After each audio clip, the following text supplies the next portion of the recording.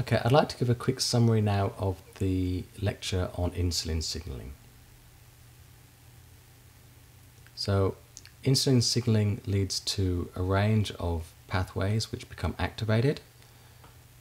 Insulin is made in a particular cell type where it's stored and it's released upon hormone stimulation, and then that insulin binds to insulin receptor on target cells to have its effect.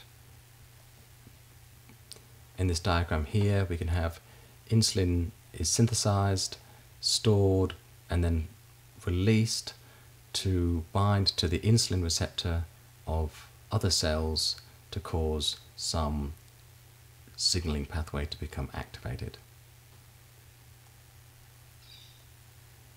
In general, insulin is a response to high levels of sugar, and therefore the effects of insulin are to promote anabolic processes and to reduce catabolic processes. So typically insulin will promote the synthesis of glycogen and fatty acids and also inhibit their breakdown. The insulin molecule is made in a pre-pro form, an inactive form, and this is activated by proteolytic cleavage. So the initial proteolytic cleavage occurs in the lumen of the ER, where 19 amino acids are removed. Subsequent to this, the pre-proinsulin is passed through the Golgi apparatus into secretory granules where an additional 33 amino acid stretch is removed to form the insulin molecule. And insulin is, as you can see here, consists of two polypeptide chains joined together by two disulfide bonds. One of these polypeptide chains is 21 amino acids in length. The other polypeptide chain is 30 amino acids in length. So this insulin molecule is released from cells and binds to the insulin receptor. The effects of insulin binding to the receptor are quite varied. Some of these effects happen relatively quickly, and some of these effects take a matter of hours to occur. So this indicates there's not a single pathway that's activated, but there's a range of pathways that are activated.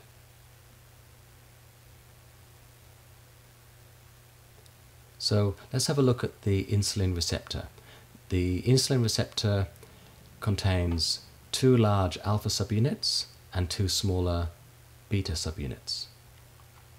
These subunits are held together by disulfide bonds, as shown in this diagram. So here we have the two alpha subunits, which are on the external side of the cell, and here we have the two beta subunits, which are transmembrane and protrude into the intracellular side of the cell. The alpha and beta subunits are held together by disulfide bonds, and also the alpha subunits are held together. Now, what this means is that the insulin receptor is actually preformed because the two effective halves of the receptor are also cross-linked. So here we have a preformed insulin receptor waiting for the ligand, which is insulin, to bind. Upon binding, the tyrosine kinase domains, which are intracellular, become activated. So insulin binding to the receptor activates the tyrosine kinase activity of the receptor, and one of the known targets of the receptor is the insulin-stimulated protein kinase. This becomes activated. Now, insulin-stimulated protein kinase can activate another enzyme, which is a phosphatase, referred to as PP1. And in turn, the phosphatase can dephosphorylate glycogen synthase. So here we have insulin binding to its receptor and activating the insulin-stimulated protein kinase.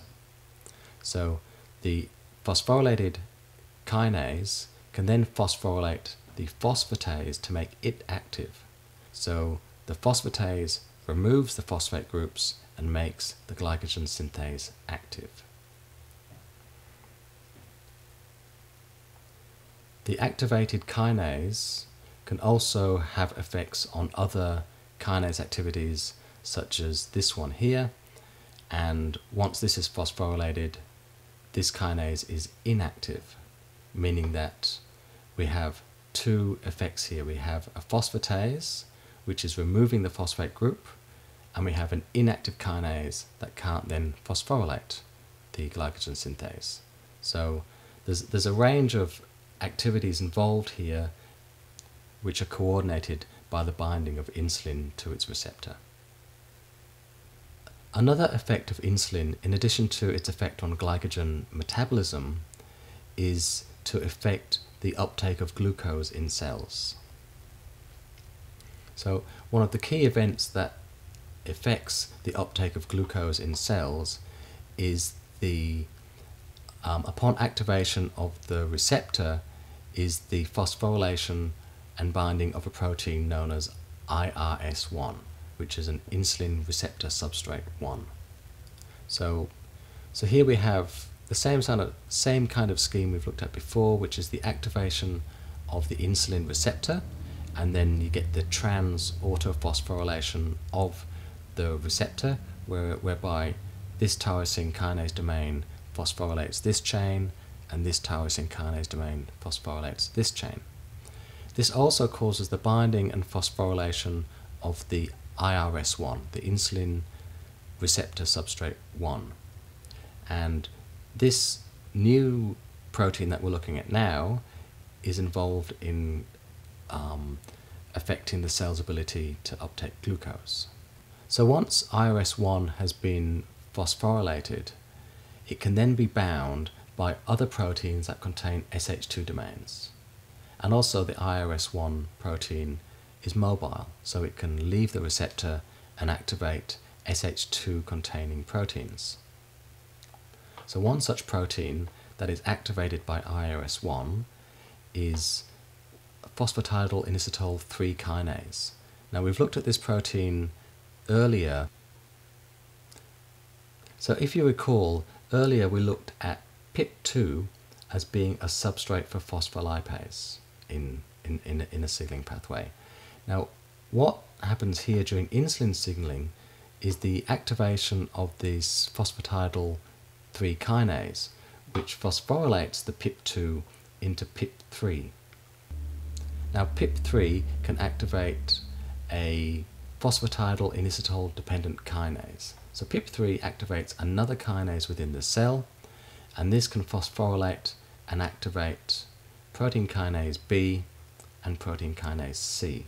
Now the activation of these two kinases leads to the translocation of these glucose transporters from internal vesicles onto the surface of the membrane.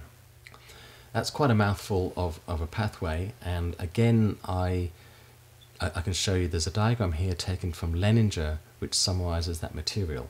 So here we have the insulin receptor substrate that's been phosphorylated, which is then mobile, binds to PI3 kinase, which converts PIP2 to PIP3, and this activates a range of things, including protein kinase B, which activates these vesicles that contain the GLUT transporter to move to the plasma membrane, and therefore glucose can be taken up into the cell. Okay? There's a third signaling pathway from insulin, which I'll just quickly like to summarize as well. Now, the beginning of this pathway we've seen before, we've just looked at it, where insulin binds to the insulin receptor, you get autophosphorylation of the receptor, and you get phosphorylation of IRS1. Now IRS1 has another effect as well, which is it can bind to GRB2, because IRS1 has SH2 domains, and we know that GRB2 has SH2 domains. So effectively, GRB2 is then able to bind to SOS and activate RAS. So we can activate RAS from the insulin signaling pathway. And this is just showing that pathway here. So here's the IRS1 protein, which gets activated upon insulin binding to the receptor. This can bind GRB2, which can bind SOS, which can activate RAS, and it's the same pathway we looked at before. This can then activate a MAP kinase pathway and lead to gene expression. This pathway activates the MAP kinase pathway, and it leads to binding of transcription factors to these insulin response elements, which are contained in certain genes which are involved in glucose metabolism and other processes. Again, this is nicely summarized in the Leninger textbook, where we have insulin binding, the activation of IRS1, and then the adapter protein and the guanine exchange factor leading to activation of RAS, which then leads to the activation of MAP kinase pathway, leading to activation of genes involved in the process. So just a quick word on the downregulation of insulin signaling. The receptor can be internalized, whereas the bound insulin is dissociated and destroyed. The receptor becomes dephosphorylated, and then it can be recycled back to the membrane. And there's been a bunch of phosphatases involved in this process. The insulin receptor is also a good example to show how you get this molecular assembly of these various components through their binding domains. So here we have the insulin receptor here, which has been autophosphorylated to produce these SH2 binding domains. So these proteins that contain SH2 binding domains can bind to the receptor, and also this can lead to the build-up of these other complexes to facilitate signaling. So this is just a nice diagram I came across which shows the build-up of these large complexes, these large signaling complexes, through the interaction of these SH3 and SH2 and other binding domains. So to summarize, there are a range of signaling pathways that are activated through insulin binding to its receptor. These include the phosphorylation of IRS1, the activation of phosphatidylinositol-3 kinase, the activation of RAS and the activation of the MAP kinase pathway, the activation of various phosphatases and the effects these have on glycogen metabolizing enzymes, and also the movement of these GLUT transporters to the membrane of the cell, and lastly the effects that insulin signaling has on gene expression. Okay, well I hope that helps with your revision for that subject. Thanks.